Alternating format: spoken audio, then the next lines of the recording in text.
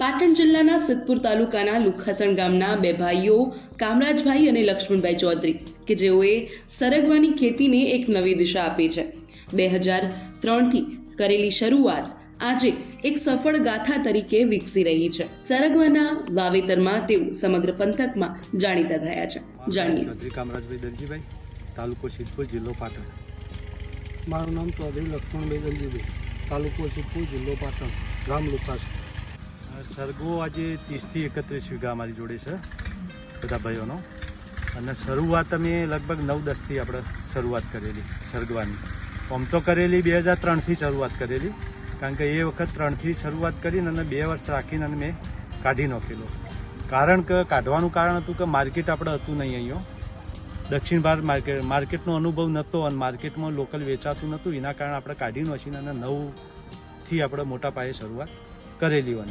અને આજે માર્કેટની વાત કરીએ ને તો ગુજરાતમાં ઓછો ખવાય છે, દક્ષિણ ભારતમાં વધારે ખવાય છે, બીજા રાજ્યોમાં. તો અમારું વેચાણ થાય છે, કલકત્તા થાય છે, ઓડિશા થાય, ચેન્નઈ થાય, હૈદરાબાદ થાય, બોમ્બે થાય. આ રીતે અલગ અલગ માર્કેટ, કેરાલામાં થાય, અલગ અલગ માર્કેટમાં અમે જો ભાવ હોય તો અમે મોકલતા હોઈએ છીએ રેલવે મારફત.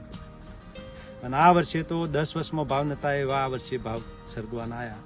200-250 રૂપિયા સુધી કિલોના ભાવ હતા. મેં દક્ષિણ ભારતનું આમ તો મેં PK1 વાયેલું પહેલાં, જે 9-10ની વાત કરું હું. પછી ઓડિશી વાયેલું, ભાગ્યા વાયેલું, KDM મેં વાયેલું, બધા અખતરા મેં કરેલા. પણ આપણા ક્લાયન્ટમાં, કારણ કે દક્ષિણ ભારતમાં શું કે ઠંડી ઓછી હોય છે, ગરમી જ હોય છે. તો ગરમીમાં તો સારું ઉત્પાદન હાલ જ છે, પણ જે વખત આપણે અહીંયા ક્લાઇમેટ શું કે છેક 10થી નીચું જતું હોય છે આપણી એરિયાની અંદર, અને ગરમી એટલી બધી જતી હોય, તો ઠંડીની અંદર લાલ થવાનો પ્રશ્ન ખૂબ આવતો અમારે. તો 50% તો લાલમાં જ જતી રહેતી અને 50% માર્કેટમાં વેચતા. તો એના કારણથી અમે નાસીપાસ હતા. તો મેં ધીરે ધીરે સિલેક્શન વેરાયટી કહીને એક મારી 15થી મેં આ વેરાયટી પર જો, અને આજે 10 વર્ષ થયો તો મેં મારી વેરાયટી એક સિલેક્શન કરી અને એનું નામ આપ્યું સરગવા શક્તિ. અને સરગવા શક્તિ આજે અમે વાવવા માંડ્યા એટલેથી અમને આમાં સારું રહ્યું. અને સરગવા શક્તિ લગભગ ગઈ વર્ષે મેં ખેડૂતોને આપેલું તો 5 લાખ છોડ, જે ઉત્તર ગુજરાત અને દક્ષિણ રાજસ્થાન, પછી મારું MPમાં જેલું છે, મહારાષ્ટ્રમાં મારું બિયારણ જાય છે, તો 5 લાખ છોડનું વાવેતર કર્યું હતું. અને આ વર્ષે તો લગભગ 10થી 15 લાખ છોડનું ઉત્તર ગુજરાત અને દક્ષિણ રાજસ્થાનમાં વાવેતર થશે. એમ મને એવોર્ડ તો મન કી બાતમાં 2021માં ફેબ્રુઆરીની 28 તારીખે મન કી બાતમાં મોદી સાહેબે આપણું સરગવાનું નામ લીધેલું છે અને એમને પ્રમોટ કરેલું. અને એના પછી તો મને આઉટલુક એવોર્ડ મળ્યો, મોફીનો એવોર્ડ મળેલો.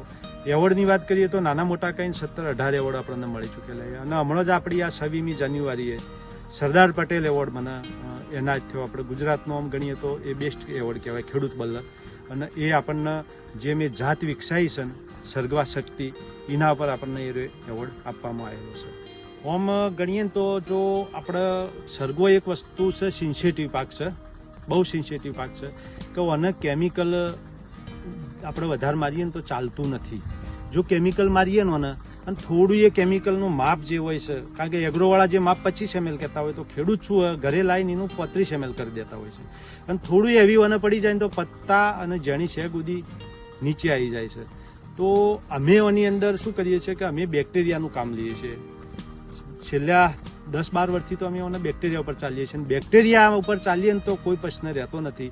અને જમીનની અંદર કેમિકલ જે નાખીએ છીએ એના કરતાં તમે જે સોણિયું ખાતર છે, લીલો પડવાશ છે, એના પર ચાલશો તો એનું બહુ સારું રિઝલ્ટ છે. અને ઉત્પાદનની તમે વાત કરી તો અમે એક છોડ ઉપર તો 60 કિલો ઉત્પાદન લીધેલું છે. પણ આપણે જનરલી ગણીએ કે બધા ખેડૂતો ઉત્પાદન મારા જેવું લઈ શકવાના નથી. પણ જનરલી એક વીઘાની અંદર 344 12/100 વાવેતર કરીએ તો 344 છોડ આવે. પણ આપણે 44 છોડ આપણે નીકાળી દઈએ, 300 છોડ ગણીએ અને એક છોડ ઉપરથી તમે 10 કિલો ઉત્પાદન લઈ શકો. અમારે 50-60 રૂપિયા સરેરાશ કિલોની પડે. તો તમે 10 કિલો ઉત્પાદન ગણો, 500 રૂપિયાનો, 50 રૂપિયા સરેરાશ ભાવ ગણો તો 500 રૂપિયાનો એક છોડ થાય. તો 300 છોડ ગણો, 44 કાઢી નાખો તો એ 1.5 લાખ રૂપિયાનું વીઘા ઉત્પાદન થઈ ગયું. 50,000 રૂપિયા આપણે એટલો તો ખર્ચો નથી થતો, પણ 50,000 રૂપિયા આપણે મિનિમમ ગણો તો 1 લાખ રૂપિયા વીઘામાં બચે આ વસ્તુ. અને બીજી વસ્તુ શું કે આમાં પાણી જોઈતું નથી. પાણી નહીવત ના હોય તો એક સમય ચાલે, પાણી બિલકુલ ઓછું જોવે. જો પાણી આપીએ તો માલ નથી આવતો. એટલે પાણી ઉપર એ કંટ્રોલ ખેડૂતનો હોવો જોઈએ.